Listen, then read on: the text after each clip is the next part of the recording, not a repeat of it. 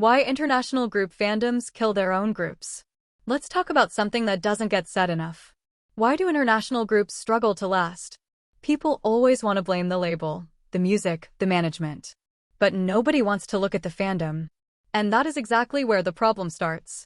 The pattern is not new. This is not a new thing. Look at One Direction. Massive group. Global success. Genuine chemistry between those boys. But the fandom spent years picking favorites, tearing members down, creating shipping wars that made the members visibly uncomfortable. By the time they went on hiatus, the fandom had already been draining them for years. The group didn't fall apart on its own. The culture around it helped pull it apart. And we keep seeing the same pattern. Different group, same story. Now enter Katseye and Eyekon. Katseye is the latest and honestly one of the clearest examples. These girls were built through a survival show, trained under a K-pop system, and handed to a Western audience that did not know how to receive them properly. And their fandom, Eyekon? They took dysfunction to another level. Most toxic fandoms are at least protective of their idols. They attack outsiders. Eyekon? They turned inward. The threat was never from outside. It was coming from inside the fanbase itself. The racism. Let's talk facts.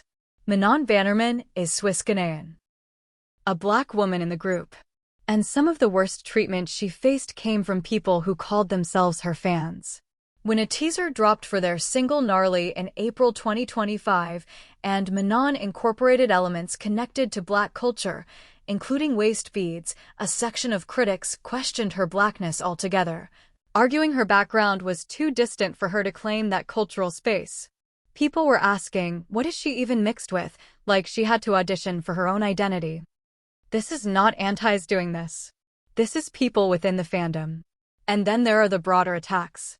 Katseye have spoken about receiving thousands of death threats since the band formed. Thousands. Lara Raj herself said, if 1,000 people are sending you death threats, it's heavy and it's jarring. These are young women. Performing. Creating.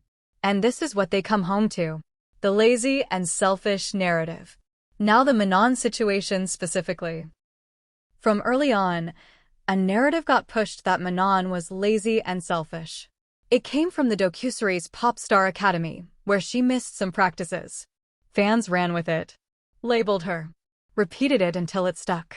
One of the ideas fostered among viewers was that Manon was lazy and selfish, shown in moments where she missed practice or other events. And people latched onto those words and would not let go. Here is what makes it worse. The situation escalated when some noticed that the singer was passively labeled as lazy and selfish in an official fan quiz released by HYBE and Geffen. The quiz asked fans what Manon thinks is her best feature, and two of the options were her selfishness and her laziness. The label put it in a quiz. But the fandom had already been saying it for months. So who normalized it first? And the racial dimension of those words cannot be ignored.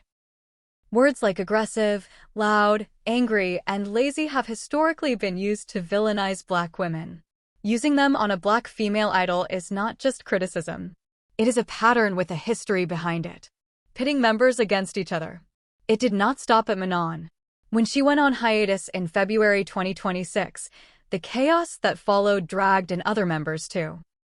Daniela Avanzini's father made contentious comments that fans found offensive, and social media users flooded Daniela's comments urging her to get her father under control. Someone actually commented, they sent the wrong member on hiatus about a 20-something girl. Because her father posted something. That is how deep the member wars go. They will go after someone's family. They will use one member's crisis to take shots at another. It is not support. It is just redirected aggression looking for a new target. The hypocrisy with Manon's hiatus. Now here is what really gets me. And this is the part that exposes everything. On February 20th, 2026, Katseye's management announced that Manon would be taking a temporary hiatus to focus on her health and well-being. The outrage. The concern. The we miss her. The people loudly defending her online. Where was that energy when she was being called lazy? Where was it when her blackness was being questioned?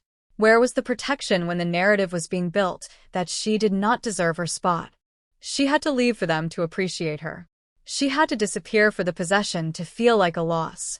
That is not love for an idol. That is entitlement realizing it lost something it thought it owned.